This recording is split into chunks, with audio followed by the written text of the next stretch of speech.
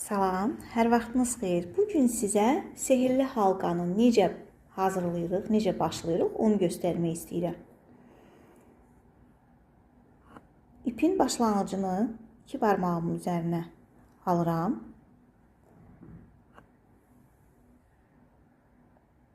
Çarpaz şəkildə atıram.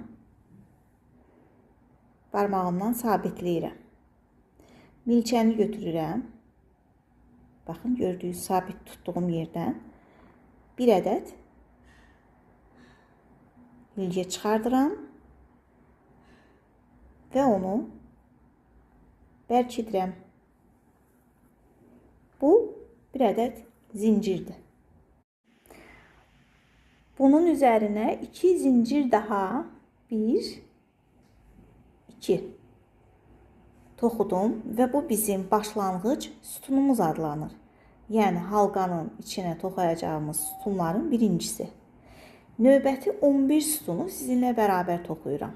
Sütun toxumaq üçün milçəni götürürəm. Bu sapı onun üzərinə atıram. Dairənin içindən keçirdirəm. Milçənin üzərində 3 ədəd hilcə var. Və 2 dəfəyə bu 1, bu isə 2. Gördüyünüz sütun yarandı. Beləliklə bu halqanın içərisində 12 sütun 7 8 və 12-ci